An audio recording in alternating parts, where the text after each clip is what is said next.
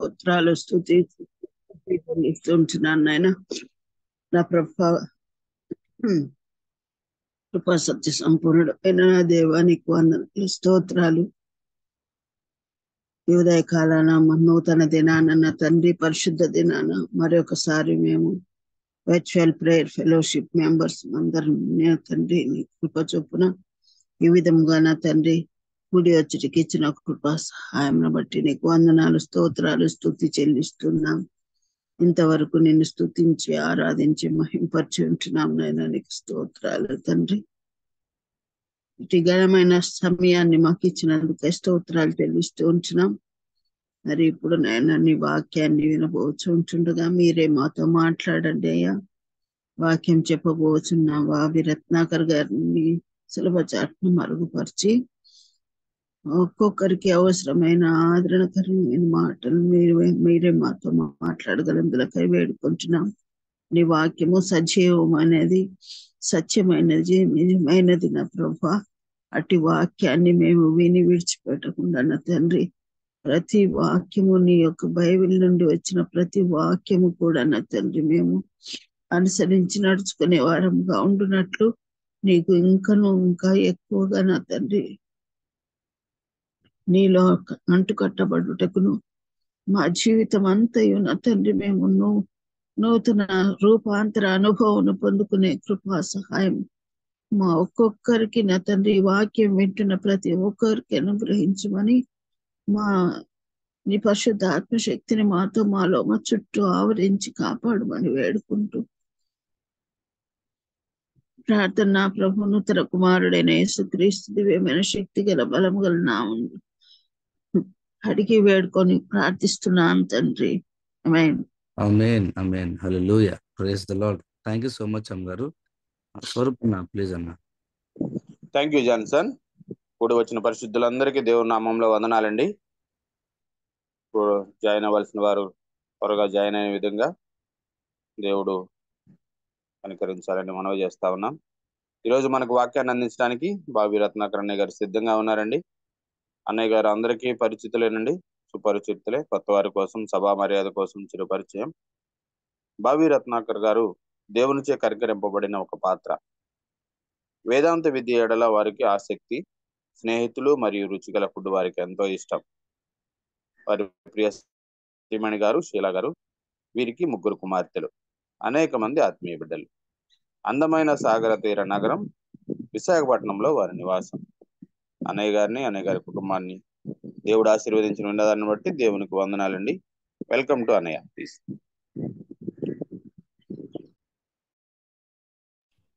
Thanks అమ్మా. Doctor Swaroop గారికి వందనములు తెలియజేస్తున్నాను. నా వాయిస్ వినిపిస్తుందమ్మా? Clear daddy. ఓకే జాన్సన్, మరి ఈరోజు స్తుతించలేదు మనం. 1 నిమిషం నువ్వు స్తుతి ఆరాధనలో నడిపిస్తావా? స్తుతిద్దాం అందరం అన్మ్యూట్ చేసుకొని. జాన్సన్ నువ్వు నడిపిస్తావా? Okay daddy. దయచేసి అందరూ కొద్ది నిమిషాలు మనం స్తుత్యారం చేసుకుందామండి. దయచేసి అందరూ అన్మ్యూట్ చేసుకొని జస్ట్ థ్యాంక్స్ చెప్తాము. గడిచిన నెలంతా దేవుడు మనల్ని కాచి కాపాడి సజీవ రెక్కలు పెట్టి ప్రతిరోజు మన కార్యకలాపాల్లో, ప్రయాణాల్లో, పనుల్లో దేవుడు మనం ఎంతగానో సహాయం చేశారు. అందుని బట్టి స్తుతిద్దామండి. దయచేసి అందరూ అన్మ్యూట్ చేసుకోవాల్సిన కోరుచున్నాము. Thank you Jesus. హల్లెలూయా. హల్లెలూయా. హల్లెలూయా. Thank you Jesus. వందనాలు తండ్రి. అయ్యా స్తుతులు. Thank you Jesus. హల్లెలూయా.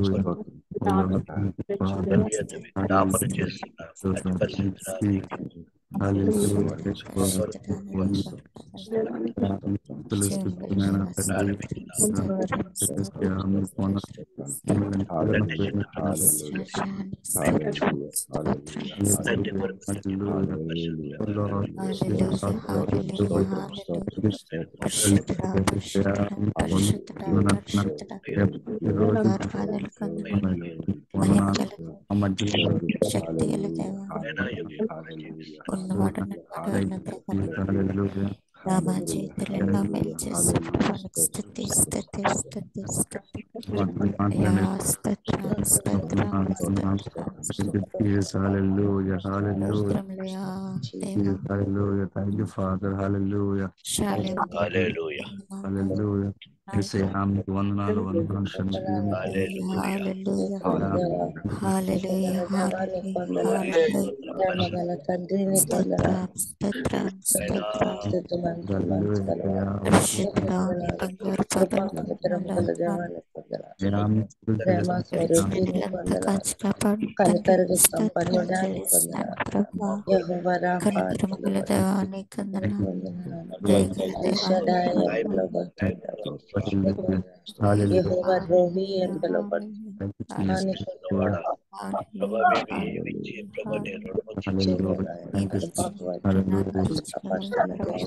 నీకు వందనాలు. యెహోవా మకదేశ్ వందనాలు వందనాలు.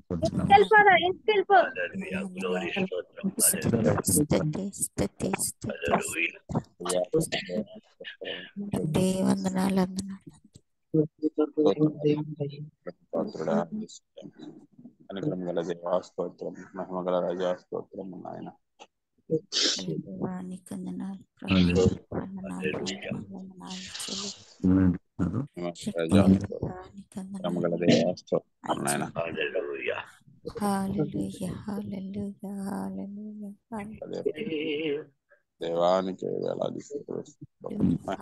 ఆమేన్ ఆమేన్ హల్లెలూయా ప్రైజ్ ది లార్డ్.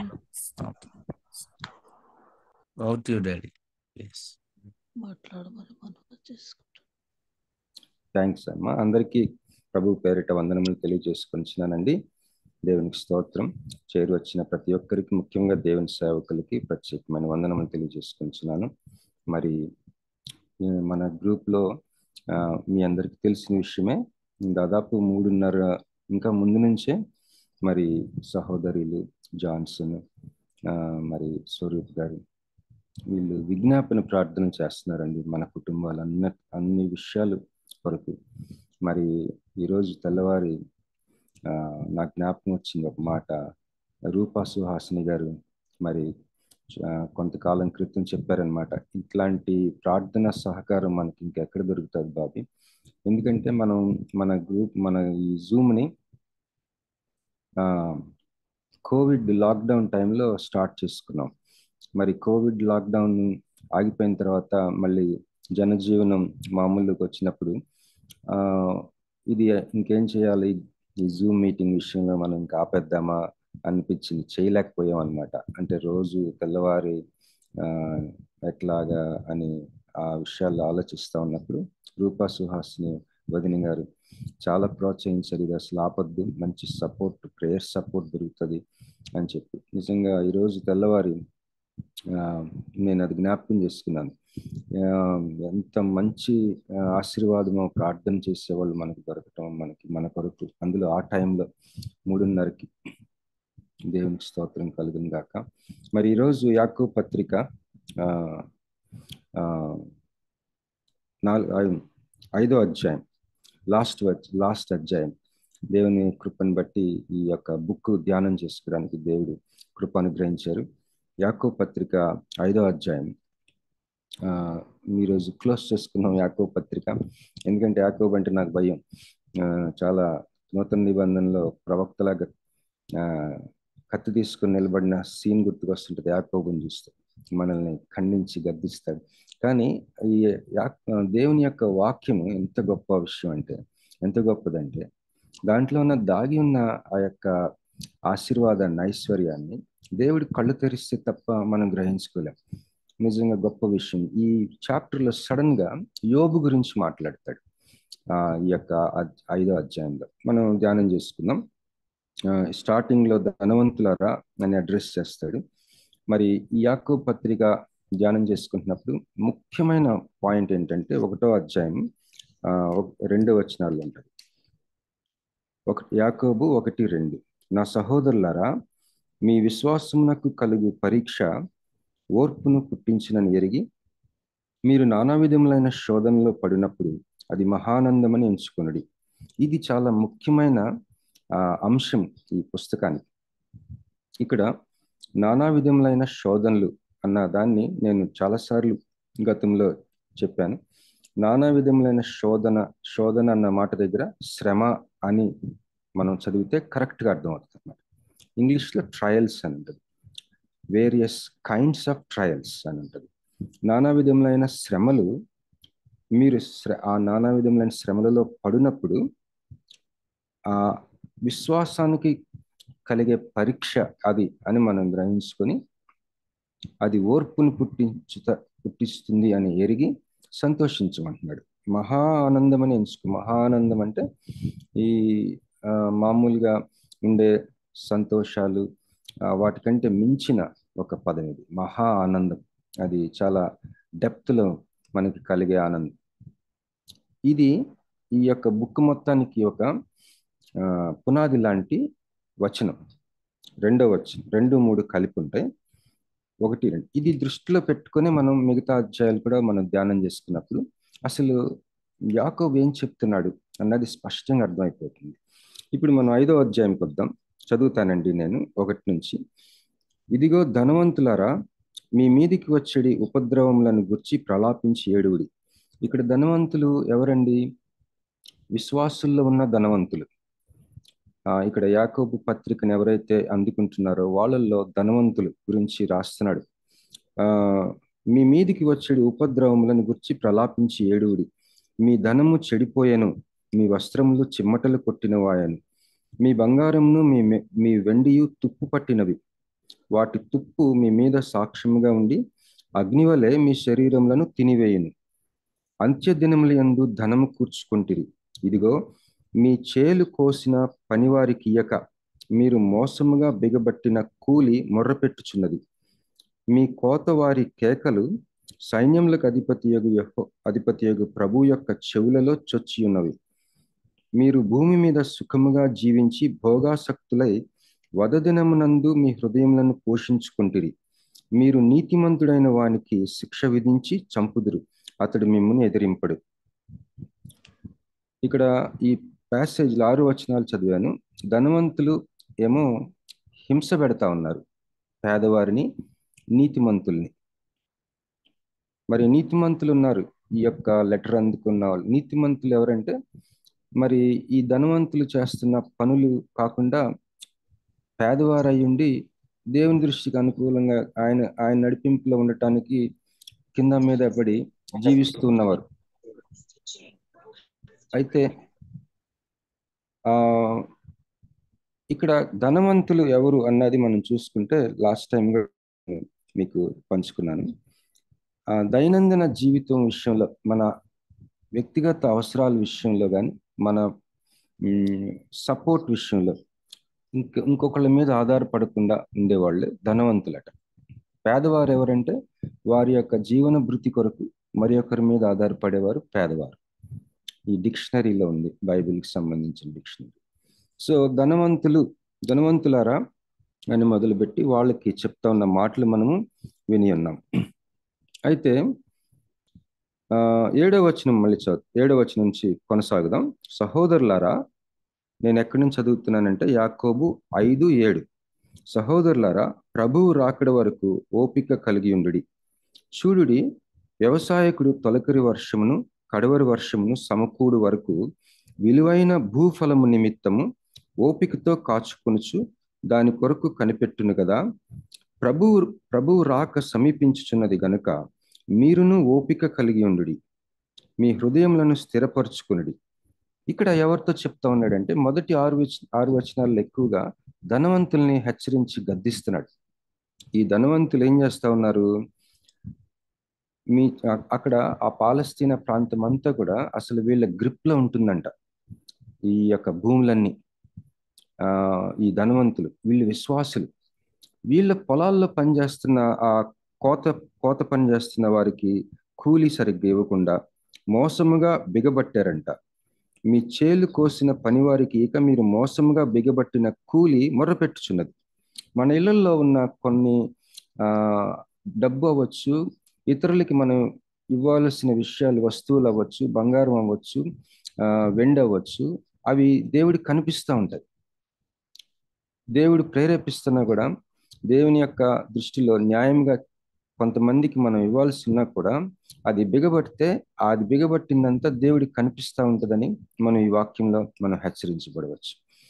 మరి మనం ఎప్పుడైతే రిలీజ్ చేస్తామో తప్పకుండా దేవుని గొప్ప కార్యం జరుగుతుంది. ఒకసారి నేను మీకు పంచుకున్నాను. మా కుమార్తె యాక్చువల్గా నా హృదయం దేవుడు పరుస్తూ ఉన్నాడు. ఎందుకంటే ప్రార్థన చేసినప్పుడల్లా 3 కుమార్తెలు అని ప్రార్థన చేస్తారు కదా.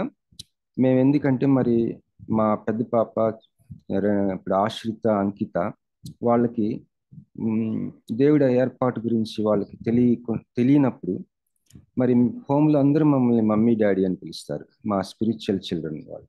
మరి వీళ్ళంటే పసికందుల నుంచి మా దగ్గర పెరిగారు, డేస్ నుంచి.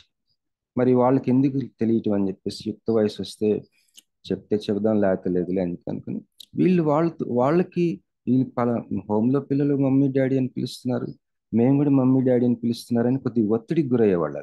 ఏంటి మాకు వీళ్ళకి తేడా అని. అప్పుడు మేము పెద్ద వయసు వచ్చినాక దేవుడు చూసుకుంటాడులే అని చెప్పి, నువ్వు ఫస్ట్ డాటర్వి, నువ్వు సెకండ్ డాటర్వి, నువ్వు థర్డ్ డాటర్వి అని మా ఇంటి పేర్లు అలాగా సొంతగా ఫీల్ అవుతూ దేవుడిచ్చిన గొప్ప బహుమానాలుగా నా బ్లడ్ నాలోంచి వచ్చిన ఒక బిడ్డ అయితే ఎలా ఉంటుందో అలాగ ఊహించుకుంటూ మేము పెంచుకొచ్చాం.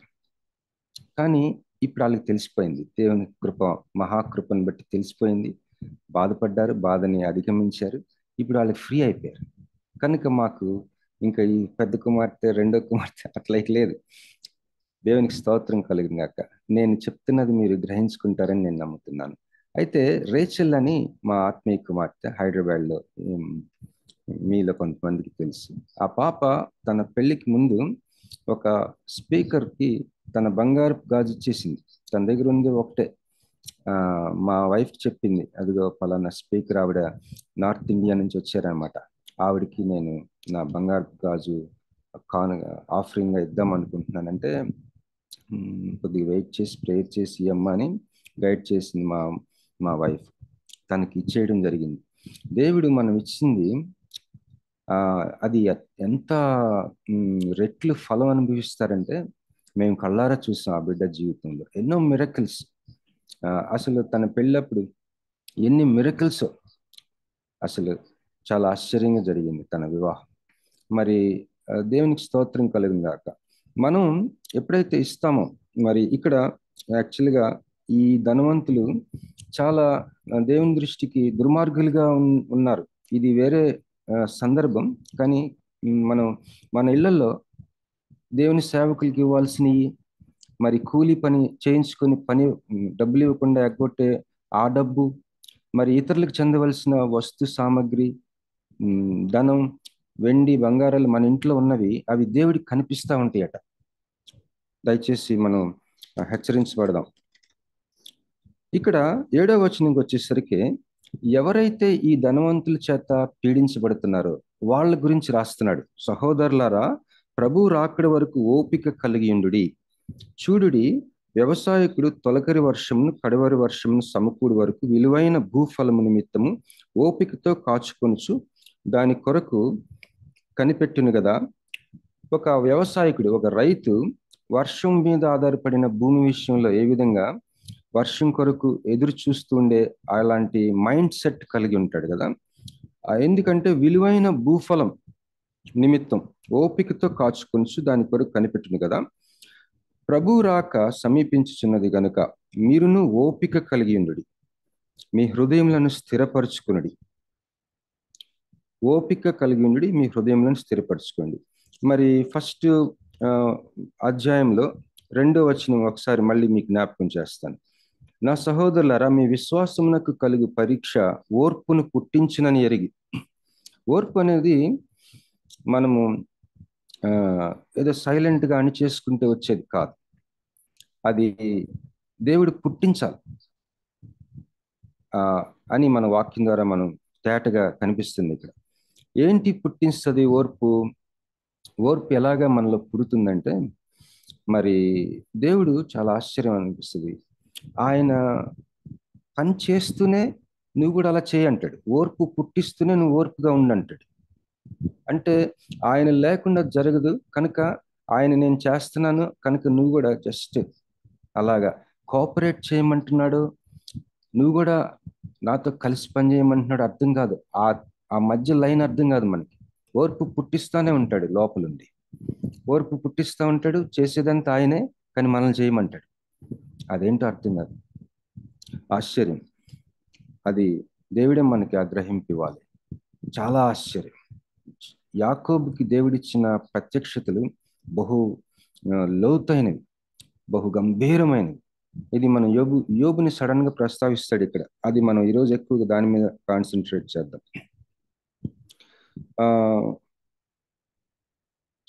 9వ వచనం, యాకోబు 5:9. సహోదరులారా, మీరు తీర్పు పొందకుండా నిమిత్తము ఒకని మీద ఒకడు సణుగకుడి.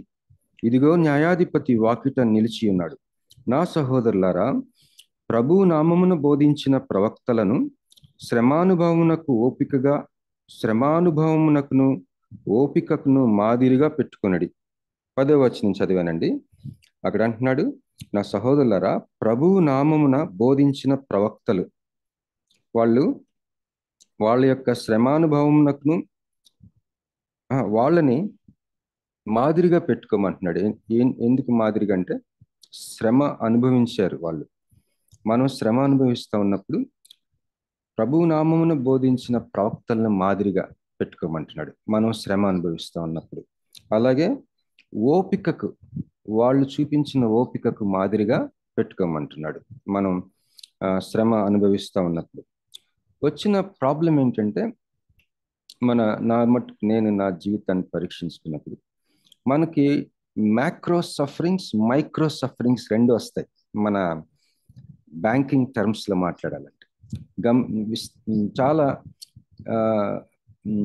పెద్ద శ్రమలు, చాలా చిన్న శ్రమలు మన జీవితంలో అవి చాలా మేజర్, ఎక్కువగా దీర్ఘకాలికంగా ఉండే శ్రమలు, అసలు జీవిత చక్రాన్ని మార్చిపడేసే శ్రమలు, అసలు జీవితాన్ని నూతనమైన దిశ వైపు తీసుకెళ్లే శ్రమలు, జీవితం అంతా కూడా ఎక్కువ సంవత్సరాలు మనం దాంట్లో ప్రయాణించే శ్రమలు, అలాగే మన జీవితాన్ని కొత్త నిర్వచనం ఇచ్చి పడేసేసి అసలు మనం ఏ మాత్రం కూడా అంగీకరించలేని శ్రమలు, అంతేకాకుండా చిన్న చిన్న శ్రమలు మన జీవితంలో కాంబినేషన్. మన జీవితం మనం కానీ వెనక్కి చూసుకుంటే, ఒక పక్షిలాగా పైకి ఎగిరి మన జీవితాన్ని పరిశీలించుకుంటే, మన జీవితం యొక్క డిజైన్ ఇది. మనం ఏం చేస్తామంటే, సర్వసాధారణంగా నేను చేసిన పని, ఈ యొక్క శ్రమలు, ముఖ్యంగా మేజర్ శ్రమలు, అవి దేవుడేమో ఓర్పు పుట్టించడానికి, విశ్వాసాన్ని పరీక్షించడానికి అనుగ్రహిస్తే ఆయన మీద బాధపడిపోతాం, ఆయన విషయంలో అభ్యంతర పడిపోయి కష్టం పెట్టేసుకొని, మనకు ఒక అభిమానం ఉంటుంది కదా ఆయన మీద, దాంతో బతికేస్తుంటాం. విశ్వాసం కాదది, జస్ట్ అభిమానం ప్రభువు మీద. ఏమన్నా అనుకుంటాడేమో ఆయన, మనం విడిచిపెడితే. బయటికి వెళ్ళాం, విగ్రహాల జోలికి వెళ్ళలేం, మనుషుల దగ్గరికి వెళ్ళలేం, అట్లా ఒకటి లాగిస్తాం. అబ్రహాం అన్నాడు కదా, నవ్వి ఇష్మాయేల్ని ఆశీర్వదించన్నాడు. అలాంటి లోతైన ఒక ఎక్స్ప్రెషన్, భావం, తన భావం ప్రకటిస్తున్నాడు దేవుడితో. మొహమాట పడుతున్నాడు, ఏమన్నా మాట్లాడితే దేవుడు ఏమన్నా అనుకుంటున్నాడు అంటున్నాడు. దేవుడు అంటే ఇష్టం, కానీ దేవుడేమో 99 వచ్చేసినంత వరకు కూడా కార్యం చేయాల. ఇంకేం జరుగుతుంది? బైబిలే చెప్తుంది ఆయన వృద్ధుడని. ఆల్రెడీ ఇష్మాయిల్ ఉన్నాడు కదా, ఆయన ఆశీర్వదించలే, ఆయనలో నుంచి నువ్వు నీ వాగ్దానాలు చేయలే అనేసి అంటున్నాడు. సరే, ఇక్కడ మరి 11వ వచనం చూద్దాం. సహించిన వారిని ధన్యులు అనుకుంటున్నాం కదా. చూసారండి, యాకోబు ఈ మాటలే ఒక 10 అధ్యాయాలు రాయొచ్చు, కానీ 5 గుర్తుపరిచేసాడు. గ్రేట్ స్టైల్ ఆఫ్ రైటింగ్ కూడా ఉంది ఆయన. అంటే చాలా బ్రీఫ్గా ఒక్కొక్క లైన్ ఒక్కొక్క థిక్ సిరప్ లాగా అనమాట. మనం ఏమనుకుంటున్నాం, కొంతమందిని చూసి, దినకరన్ గారు ఉన్నారు, ఆయన బిడ్డ 18 ఏళ్ళకే చనిపోయింది, సహించాడు. ఆ సహించినంత చూసి మనం ఏమనుకుంటున్నాం, ఈజ్ ఎ బ్లెస్డ్ మ్యాన్, ఆయన వేరు, ఆయన గ్రేట్ మ్యాన్ అనుకుంటున్నాం. లేకపోతే హతసాక్షులైన వారిని చూసి, లేకపోతే ప్రభు కొరకు రకరకాల శ్రమలు పడి ఒక స్టేజ్కి వెళ్ళి, గ్రహాం స్టెయిన్స్ గారి వైఫ్ గ్లాడియా ఏం పేరండి ఆ పేరు, గ్లాడిస్టన్ వారిని చూసి మనం ఏమనుకుంటున్నాం? ధన్యులు అనుకుంటున్నాం, సహించిన వారిని. మీరు యోబు యొక్క సహనమును గూర్చి వింటిరి, ఆయన ఎంతో జాలియు కనికరమును కలవాడని మీరు తెలుసుకొని ఉన్నారు. యోబు యొక్క సహనమును గూర్చి వింటిరి, ఆయన ఎంతో జాలియు కనికరమును గలవాడని మీరు తెలుసు. అందరూ యాక్టివ్గా ఉన్నారండి? లేకపోతే ఆదివారం కనుక కొద్దిగా తర్వాత విందాంలే అని అట్లా ఏమైనా కొద్దిగా అన్మ్యూట్ చేసుకుని ప్రైజ్ ది లార్డ్ అని చెప్పుకుందామా? హల్లెలూయా. Thank you, praise the Lord. Thank you అండి. ఇప్పుడు మన important. Thank you brother. Praise the Lord. హల్లెలూయా. దేవునికి స్తోత్రం. మరి ఇప్పుడు మనం ముఖ్యమైన ఒక వచనంకి వచ్చాం, అందుకని నేను కొద్దిగా కాన్సన్ట్రేట్ చేయమని కోరుచున్నానండి. 11వ వచనం దాంట్లో మీరు యోబు యొక్క సహనమును గూర్చి వింటిరి. ఇంగ్లీష్లో ఆశ్చర్యంగా ఉంటది. దయచేసి ట్రాన్సెండెన్స్ అనే ఒక మాట ఉంటది. దేవుని యొక్క లక్షణాలు రెండు ఒకేసారి కరెక్ట్. అలాంటివి రెండు ఉన్నాయి, ట్రాన్సెండెన్స్ అండ్ హిస్ ఇమ్మానెన్స్ అని. ఇమ్మానెన్స్ అంటే మనలో పర్సనల్గా ఆయన ఇన్వాల్వ్ అవటం, మన లైఫ్తో, మనతో వ్యక్తిగతంగా ఆయన నాలో ఉంటూ, నీలో ఉంటూ, నీ జీవితంలో కలుగు చేసుకుంటూ జీవిస్తూ రావటం, నీతో పాటు నీలోనే ఇక ఉండిపోవటం, దాన్ని ఆయనకు ఒక లక్షణం ఉంది. అదే సమయంలో అత్యంత ఉత్కృష్టమైన స్థితి ఉంది ఆయనకి. అసలు చాలా ట్రాన్సెండెన్స్ అంటే ఎలాంటి గొప్ప విషయం, ఎలాంటి గొప్ప వ్యక్తిని ఊహించుకున్నా వాళ్ళందరికీ అతీతమైంది. అసలు ఆయన గొప్పతనం మనం మాటల్లో చెప్పలేం, మరొక వ్యక్తిలో లేదు. అలాంటి గొప్ప దేవుడు. మనుషుల్లో ఇన్వాల్వ్ అవ్వాల్సిన పరిస్థితి కాదు ఆయన. ఒక పక్కన అది ట్రూత్, ఇంకొకటి ఆయన ఎలాంటి దేవుడు అంటే, యోబు చూసారా? యోబు వచనం చూస్తే యోబుకి 1వ అధ్యాయంలో దేవుడు యోబు గురించి సైతాన్ తోటి కొన్ని లక్షణాలు చెప్తాడు, యోబుకి ఇవన్నీ ఉన్నాయని. కానీ ఇక్కడ యాకోబు చాలా దేవుడు ఒక వ్యక్తికి శ్రమానుభవం ఇచ్చి, ఆ వ్యక్తి అంతరంగంలో ఉంటూ ఆయన కూడా ఆ శ్రమలో పాల్గొంటూ ఉన్నాడు దేవుడు. తద్వారా ఆయన లక్షణాలు ఆ వ్యక్తి మీద రుద్దుతాడు. ఆ లక్షణాలు ఏంటి? జాలి, కనికరం. ఈ రెండు చాలా ఇంపార్టెంట్. కంపాషన్.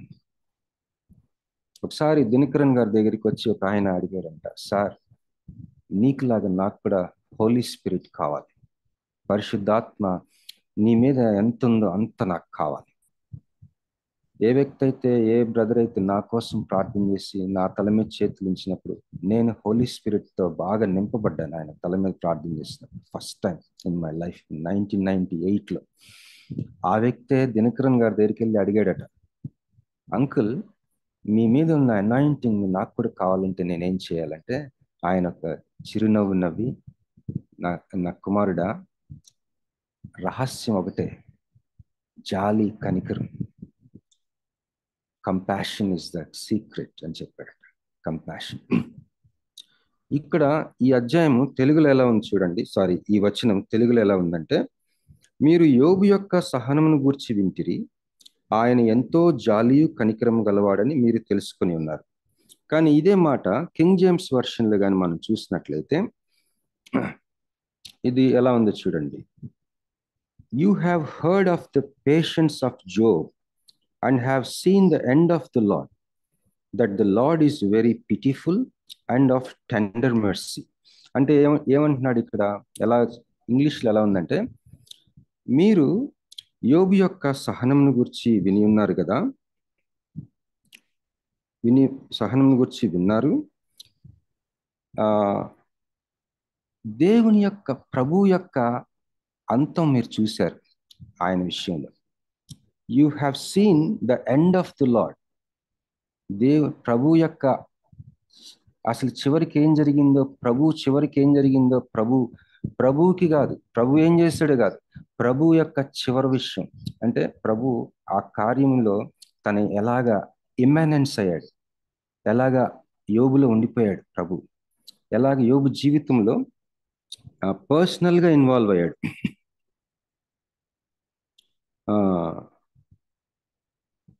జాగ్రత్తగా ఒక మాట చెప్తాను, మనం జ్ఞాపకం ఉంచుకుందాం. క్లోజ్ పర్సనల్ ఇన్వాల్వ్మెంట్, చాలా సన్నిహితంగా వ్యక్తిగతంగా నీ జీవితంలో కలుగు చేసుకుంటూ నీలో ఉండిపోయే ఒక స్వభావం. ఎప్పుడు? శ్రమానుభవంలో. అది ఎన్ని సంవత్సరాలైనా సరే, మనం మన జీవితాలు వెనక్కి చూసుకున్నప్పుడు ఎన్ని సంవత్సరాలుగా శ్రమ పడుతున్నామో, నీవెన్ని సంవత్సరాలుగా శ్రమ పడుతూ ఉన్నావో అన్ని సంవత్సరాలు, అన్ని రోజులు, అన్ని క్షణాలు నీలో ఉండిపోయాడు. ఎట్లా ఉండిపోయాడు? సన్నిహితంగా వ్యక్తిగతంగా నీ శ్రమలో పాలిభాగస్తుడిగా ఉండిపోయాడట. అలా ఉండిపోయినప్పుడు 6 నెలలు వీళ్ళు 6 నెలలు కలిసి ఉంటే వీళ్ళు వాళ్ళు అవుతారు, వాళ్ళు వీళ్ళు అవుతారని సహజంగా మన తెలుగులో ఒక సామెత ఉంటుంది కదా. యోబుకి యేసయ్య లక్షణాలు అంటుకున్నాయి. ఇక్కడ ఇంగ్లీష్లో అదే, ఇంగ్లీష్కి వచ్చేసరికి మనమేమో తెలుగులో 11వ వచనం, యాకోబు 5:11లో ఆయన ఎంతో జాలియు కనికరమును గలవాడని మీరు తెలుసుకొని ఉన్నారు అంటున్నాడు. ఆయన అన్నమాట మనకి యోబు గురించి అంటున్నాడా, దేవుడి గురించి అంటున్నాడో అర్థం కాదు. చూడండి ఎలా ఉందో. నేను యోబు గురించి అంటున్నాడు అనుకున్నాను. మీరు యోబు యొక్క సహనమును గూర్చి వింటిరి, ఆయన ఎంతో జాలియు కనికరమును గలవాడని మీరు తెలుసుకుని ఉన్నారు. ఇంగ్లీష్లో the Lord is very pitiful and of tender mercy. దేవుడు, ప్రభు అయిన యెహోవా ఎంతో జాలియు కనికరం గలవాడని మీరు తెలుసుకుంటారు అని ఉంది ఇంగ్లీష్లో. యాకోబు ఎంత లోతుగా ఈ పాయింట్ పట్టాడంటే దేవుని గురించి, ఏ వ్యక్తి కూడా జాలి కనికరము దేవుడంత ఉండదు. అసలు మనం అవి కలిగి ఉంటుంది చాలా కష్టం. ఆ రెండు లక్షణాలు మీరు ఆలోచించండి. జాలి, కనికరం, ఇవి కలిగి ఉండటం అనేది ఎంతో కష్టం. అసలు పరిశుద్ధత కలిగి ఉండటం ఎంత కష్టమో ఇది కూడా అంతే. కనుక దేవుడు తను ఇమ్మానెన్స్, ఆయన ట్రాన్సెండెన్స్ అండ్ హిజ్ ఇమ్మానెన్స్, ఈ రెండు, అంటే ఆయన అత్యంత ఉత్కృష్టుడు, అంటే అత్యంత శ్రేష్టమైన వాడు. మనుషుల్లో చాలా సన్నిహితంగా వ్యక్తిగతంగా కలుగు చేసుకునే స్థితి ఆయనలో లేదు. ఒక సైడ్ చూస్తే కలవలేడు అలాగా, కానీ అలా చేస్తున్నాడు. మరొక సైడ్ చూస్తే వ్యక్తుల్లో ముఖ్యంగా తన శ్రమానుభవంతో మనల్ని, మన విశ్వాసాన్ని పరీక్షిస్తున్న, శ్రమానుభవాలను ఇచ్చి నడిపిస్తా ఉన్న విశ్వాసులైన నీలో నాలో ఆయన మన జీవితాల్లో ఎలా కలుగు చేసుకుంటున్నాడట? చాలా క్లోజ్గా, సన్నిహితంగా, చాలా పర్సనల్గా, వ్యక్తిగతంగా చాలా ఇన్వాల్వ్ అవుతున్నాడట. ఇమ్మానెన్స్ అన్న వర్డ్ ఒక లాటిన్ పదము. ఆ పదము యొక్క అర్థం ఏంటంటే to remain in, he will remain in you, అంటే నీలో ఉండిపోయాడు. ఈ శ్రమానుభవం అంతట్లో ఎలా ఉన్నాడు? దాన్ని అనుభవిస్తూ ఉన్నాడు. నువ్వు అనుభవిస్తున్న శ్రమానుభవంలో పాల్గొంటూ, ఎట్లా పాల్గొంటున్నాడంట? చాలా సన్నిహితంగా, చాలా వ్యక్తిగతంగా దాంట్లో పాల్గొంటూ ఉన్నాడు. అందువల్ల యోబుని మీరు ఆలోచించండి. యోబు గ్రంథంకి వెళ్దాం ఒకసారి. చాలా ఆశ్చర్యం వేస్తుంది. యోబు ఎక్కడుంది? యోబు గ్రంథం 1వ అధ్యాయం.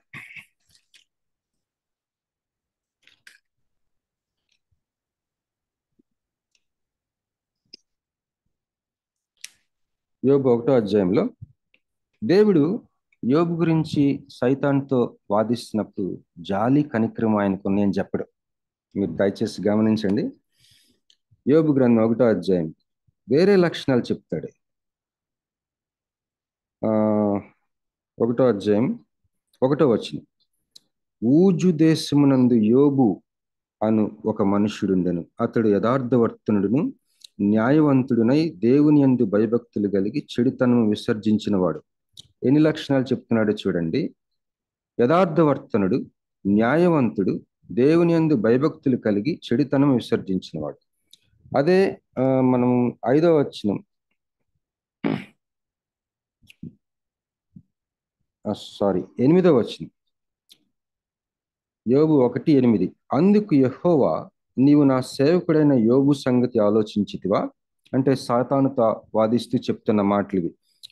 యోబు గురించి చెప్తున్నాడు చూడండి 8వ వచనంలో. అతడు యథార్థవర్తనుడును న్యాయవంతుడునై దేవుని యందు భయభక్తులు కలిగి చెడుతనము విసర్జించిన వాడు, భూమి మీద అతని వంటి వాడు ఎవడూ లేడు. యాకోబేమో యోబు గురించి ఆలోచించమంటున్నాడు యాకోబు 5వ అధ్యాయంలో. ఎందుకు? యోబంట సహనంగా ఉన్నాడట, ఓర్పుగా. నాకు ఎందుకు ఈ తలంపులు దేవుడు అనుగ్రహించాడంటే, దేవుని మీద కొద్ది కష్టంతో మాట్లాడాను. ఎందుకయ్యా ఈ శ్రమ ఇయటం ఎందుకు? ఈ ఓర్పు ఏంటి? ఈ సహనం ఏంటి? మాకెందుకు ఈ గోల? ఈ సహనంగా మేము ఎందుకు ఉండాలి? ఈ ఓర్పు ఏంటి? నువ్వు మమ్మల్ని రక్షించి మమ్మల్ని కాస్త మంచిగా పరిశుద్ధులుగా చేసేసి కొద్దిగా నీకులా కాస్త మార్చుకొని పరలోకం తీసుకెళ్ళిపోవచ్చు కదా, ఎందుకు ఈ బాధలు మాకు? అసలు ఎందుకు మేము సహనంగా ఉండాలి? అసలు ఎందుకు మేము ఓర్చుకోవాలి? ఎందుకు ఓర్చుకోవాలి అని చెప్పి నాకు చాలా బాధేసింది. ఏంటి ఇదంతా? అప్పుడు ఈ వచనంలో యాకోబుకి దేవుడు అనుగ్రహించిన ప్రత్యక్షత చూడండి. దేవుడు ట్రాన్సెండెన్స్, అత్యంత ఉత్కృష్ణుడు, అంటే అత్యంత శ్రేష్టమైన, అసలు మనం రీచ్ అవటానికి కానీ ఆయన మన జీవితాల్లో కలుగు చేసుకుంటానికి అవకాశం లేని మహా గొప్ప దేవుడు. దాన్ని అదర్లీ అని కూడా అంటారు. అదర్లీ అంటే దేవుడు లాంటి వ్యక్తి కానీ, దేవుడు లాంటి వర్ణన ఉన్న ఏ వ్యక్తిత్వం కానీ ఇంకెవరు లేరు. అందుకే ఆయన మనకి కంప్లీట్గా అర్థం కాడు. మానవులమైన మనము ఏదైనా ఒక మోడల్ ఉంటేనే కొత్త విషయాన్ని అర్థం చేసుకుంటాం. ఒక ఆఫ్రికా దేశస్థుడికి మామిడి పండు అంటే అసలు తెలియని ఒక వ్యక్తికి ఉదాహరణ చెప్తున్నా. మామిడి పండు అంటే ఒక వ్యక్తికి తెలియదు అనుకుందాం. ఆ వ్యక్తికి మామిడి పండు గురించి మీరు చెప్పాలంటే, బై ది వే మామిడి పళ్ళు మీరు అందరూ ఎంజాయ్ చేస్తున్నారని నేను నమ్ముతున్నాను. ఈ సంవత్సరం చాలా తక్కువ వచ్చింది. సరే, మామిడి పండు అసలు ఎప్పుడు చూడని వ్యక్తికి మనం మామిడి పండు గురించి చెప్పాలంటే, మామిడి పండు లాంటిది అతనికి తెలిసిన ఒక పండుని మనం అతనికి చెప్తూ దానికి లాగుంటుంది, దీనికి లాగుంటుంది అని చెప్తాం. మనిషి కొత్త విషయాన్ని కానీ కొత్త వస్తువుని కానీ ఇట్లానే అర్థం చేసుకుంటాడు. కానీ దేవుడి గురించి చెప్పాలంటే ఇంకొక మోడల్ లేదు. అదే ట్రాన్సెండెన్స్ అంటే, అదర్లీ. ఒక పక్కన ఆయన అట్లాంటి దేవుడై ఉంటూ ఇంకో పక్కన ఏం చేస్తున్నాడు? ఉదాహరణకి యోబు చూసుకుని, యోబు ఎన్ని శ్రమలు పడ్డాడు. కొడుకులను పోగొట్టుకున్నాడు, ఆస్తిని పోగొట్టుకున్నాడు, చర్మ వ్యాధి వచ్చింది, భార్య సణుగుడు, మరి స్నేహితులు, ముఖ్యంగా స్నేహితులు దేవుడి చేత ప్రేరేపించబడి ఆయన దృష్టికి సరి అయిన మాటలు, ఆయన దృష్టికి చూడండి యోబు గ్రంథంలో ఒక మాట ఉంటుంది.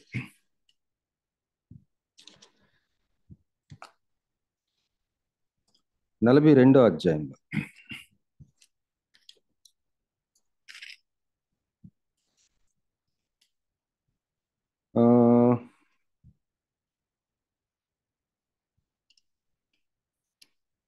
ఏడవ వచనం, యెహోవా యోబుతో ఆ మాటలు పలికిన తర్వాత ఆయన తేమానీయుడైన ఎలీఫజుతో ఇలాగ సెలవిచ్చాను, నా సేవకుడైన యోబు పలికినట్లు మీరు నన్ను గూర్చి యుక్తమైనది పలకలేదు గనక నా కోపము మీ మీదను మీ ఇద్దరు స్నేహితుల మీదను మండుచున్నదా. ఇక్కడ 42 అధ్యాయాలు కదా యోబు. 42 అధ్యాయాల్లో అధ్యాయాలు స్నేహితులు యోబు గురించి యోబుతో మాట్లాడతారు. అధ్యాయాలు దాంట్లో చూస్తానికి అన్ని కరెక్టే.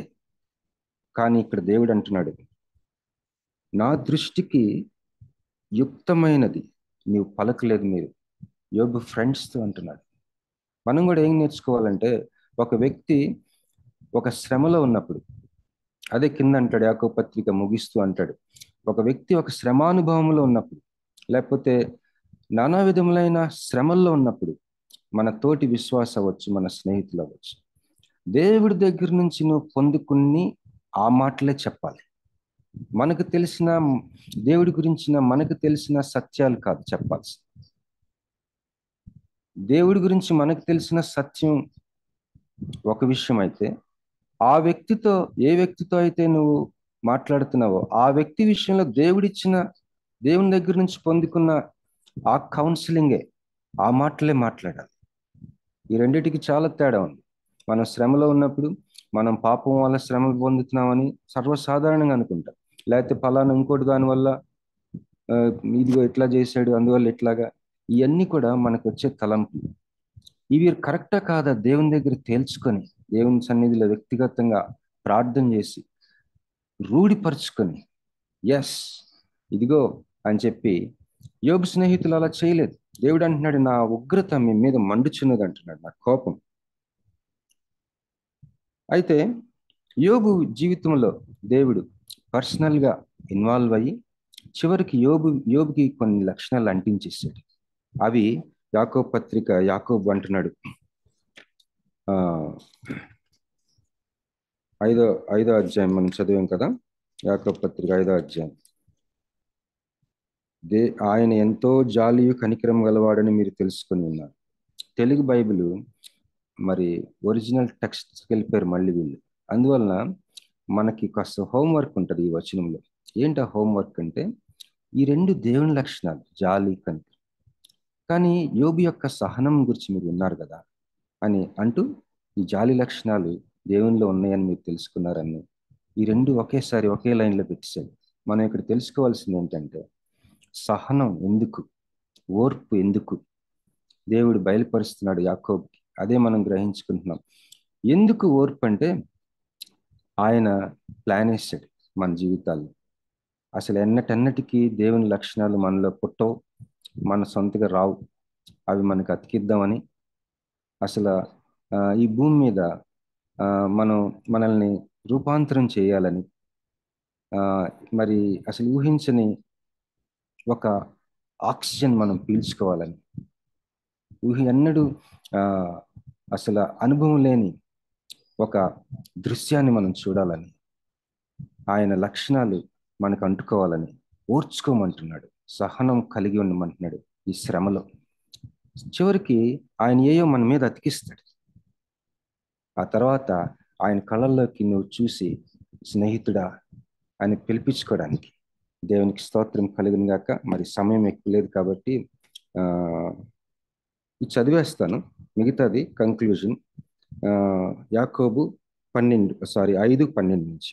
నా సహోదరులారా, ముఖ్యమైన సంగతి ఏదనగా, ఆకాశము తోడని గాని భూమి తోడని గాని మరి దేని తోడని గాని ఒట్టు పెట్టుకొనక మీరు తీర్పు పాలు కాకుండానట్లు అవునంటే అవును కాదంటే కాదు అని ఉండవలను. మీలో ఎవరికైనాను శ్రమ సంభవించినా అతడు ప్రార్థన చేయవలను.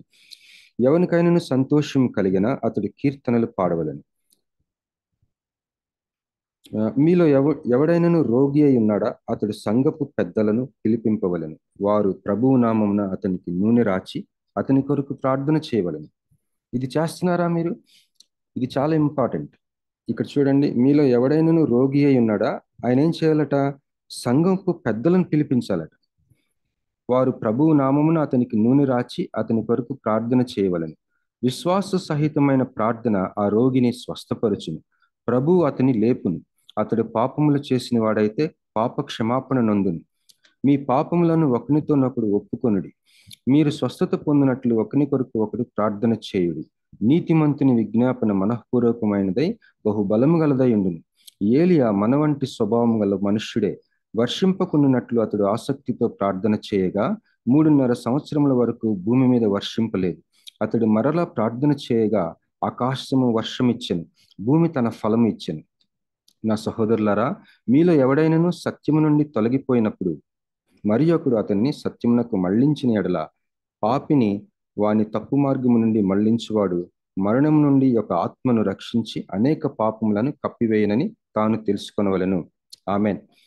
మరి ఆమెన్ అన్న మాట నేనన్నానండి, ఆ ఎండింగ్లో లేదు.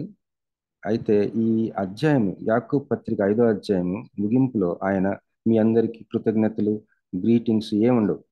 ఎందుకంటే ఈజ్ హ్యావింగ్ ఎ ఫైర్. అంటే మిగతా వాళ్ళు రాసిన వాళ్ళకి ఫైర్ ఉందని కాదు, ఆయన చాలా ఆత్మలో తీవ్రత కలిగి శ్రేష్టమైన ప్రత్యక్షతలు, ఒక్కొక్క లైన్లో ఒక్కొక్క ప్రత్యక్షత. మనకి ఆ బుక్ అందుకున్న వాళ్ళకి ఈరోజు మనకి అందజేస్తూ ఆలోచించడానికి అలా ఆపేసాడంటే ఆ లెటర్. దేవునికి స్తోత్రం కలిగిన గాక. మరి మనం దీవించబడాలని నేను ప్రార్థిస్తూ నాకు ఇచ్చిన అవకాశం బట్టి కృతజ్ఞతలు తెలియజేస్తున్నాను. Over to Johnson please.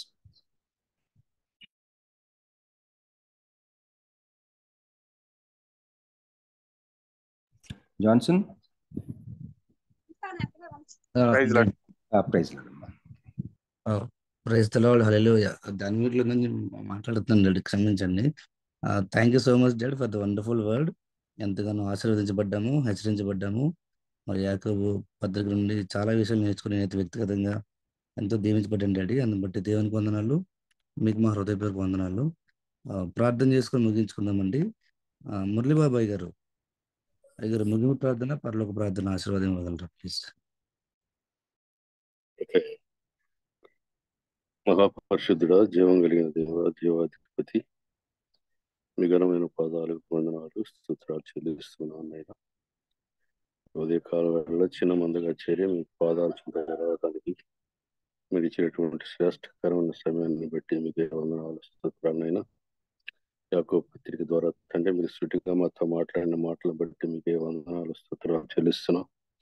ఏ జీవితంలో కొన్ని విశేషాలను ఉదాహరిస్తూ మాట్లాడినటువంటి దాసులను అంటే ఇంకా బలంగా వాడుకోమని ప్రార్థిస్తున్నాం. అయినా మా గ్రూపులో ఉన్న ప్రతి బిడ్డను మీరు దీవించండి, ఆశీర్వదించండి. అయినా ఎంతో నేను భారం కలిగి ఉదయాన్నే లేచి మీ పాదాలు చెంతకొస్తున్నారు. ప్రతి బిడ్డ పట్ల దాచిన మేలు వారికి అనుగ్రహించండి. నేను వారి జీవితాల్లో మిమ్మల్ని కలిగి ఉండటానికి, నేను మీ రాజ్యం వైపు చూడటానికి, మీ రాజ్య వారసులు కావటానికి దినదినం నన్ను సిద్ధపరచుకోవటానికి సహాయం తెచ్చమని ప్రార్థిస్తాం. అలాగే నీ జీవం కుడికి నడిపిస్తున్నటువంటి జాన్సన్ను బట్టి, స్వరూపును బట్టి, జాన్సన్ను బట్టి మీ పాస్ సన్నిధికి వస్తున్నాం. అలాగే తండ్రి గ్రూపులో ఉన్నటువంటి ప్రతి బిడ్డను బట్టి కూడా మీ పాస్ సన్నిధికి వస్తున్నాను. నేను అనేక మంది వృద్ధులు కూడా వారి తెల్లవారుజామునైనా మీ పాస్ సన్నిధికి వస్తున్నారు. వారికి ఇచ్చినటువంటి ఓపికను బట్టి కూడా మీ పాస్ సన్నిధికి వస్తున్నాం. అయినా వారందరినీ కాచి కాపాడమని ప్రార్థిస్తున్నాం. అయినా మరి ఏ దినం మరి పునరుద్ధాన దినం మా మందిరాలకు వెళ్చి ఉండగా మమ్మల్ని సిద్ధపరచండి. నేను త్వరగా వెళ్ళటానికి ఆరాధనల ముందుగా పాల్గొని నేను మీ జీవనంలో పొందుకోవడానికి సహాయం తెచ్చమని ప్రార్థిస్తున్నాము. అయినా ఇంకా మా జూమ్ కూడిక శాశ్వత కాలం ఇలాగా కొనసాగటానికి సహాయం దయచేయమని, మా వారి శిలువలో తన ప్రాణాన్ని వెలిగిపెట్టిన మా ప్రభువును, మీ ప్రియ కుమారుడును, మా ప్రాణ రక్షకుడు, విమోచకుడైన యేసుక్రీస్తునామని అడిగి వేడుకొని ప్రార్థిస్తున్నాము తండ్రి. ఆమేన్. పరలోకమందున్న మా తండ్రి, నీ నామం పరిశుద్ధపరచబడును గాక, నీ రాజ్యం వచ్చును గాక, నీ చిత్తం పరలోకమందు నెరవేర్చినట్టుగా భూమి మీద నెరవేరును గాక. మనదిన ఆహారం నేడు మాకు దయచేయండి. మన అపరాధములు చేసిన వారిని క్షమించిన ప్రకారం అపరాధములను క్షమించము. శోధనలను తేక దుష్టుని తప్పించు. రాజ్యము, శక్తి, మహిమ నిరంతరం మీరే ఉన్నారు. ఆమేన్. మన పరమ తండ్రి దేవుని ప్రేమ, కుమారుడైన యేసుక్రీస్తు వారి కృప, ఆదరణకర్త అయిన పరిశుద్ధాత్మ సహవాసం చేరుకున్న మనకును సకల పరిశుద్ధులకును వాక్యం ఇచ్చేటువంటి దాసులకును సదాకాలం కూడా నడిపించును గాక. ఆమేన్. అందరికీ వందనాలు. హల్లెలూయా. Praise the Lord. Thank you so much అయ్య గారు. చేరొచ్చిన అందరికీ వందనాలండి. దయచేసి గమనించండి, ప్రతిరోజు మెసేజ్ అన్ని రికార్డింగ్స్ మనం చేస్తున్నామండి. అవన్నీ గ్రూప్ లో డాడీ పోస్ట్ చేస్తున్నారు, అన్ని అవైలబుల్ గా ఉన్నాయండి. దయచేసి గమనించవలసిన కోరుచున్నాము. అలాగే కొత్త వారి కొరకు ప్రార్థన చేద్దామండి. కనీసం ఒక ఇద్దరినైనా మనం ఎంకరేజ్ చేసి గ్రూప్ ని పరిచయం చేసి గ్రూప్ లో వాళ్ళు కూడా జాయిన్ అయ్యేలాగా ప్రార్థన చేద్దాము. చేరొచ్చిన మీ అందరికీ వందనాలండి. కొత్తగా ఎవరైనా జాయిన్ అయినట్లయితే వారికి గ్రూప్ తరఫున ధన్యవాదాలు తెలియజేస్తున్నాము. ప్రతిరోజు సేమ్ లింక్ ద్వారా మీరు జాయిన్ అవ్వచ్చండి. 3 o'clock నుంచి మనం స్టార్ట్ చేస్తున్నాము. మరి బలమైన ప్రార్థన ద్వారా దేవుడు మనకు ఎంతగానో హెల్ప్ చేస్తున్నారని బట్టి దేవునికి వందనాలు. చేరొచ్చిన మీ అందరికీ వందనాలండి. Have wonderful Sunday. Praise Lord. అందరికీ థ్యాంక్ యూ ఆల్.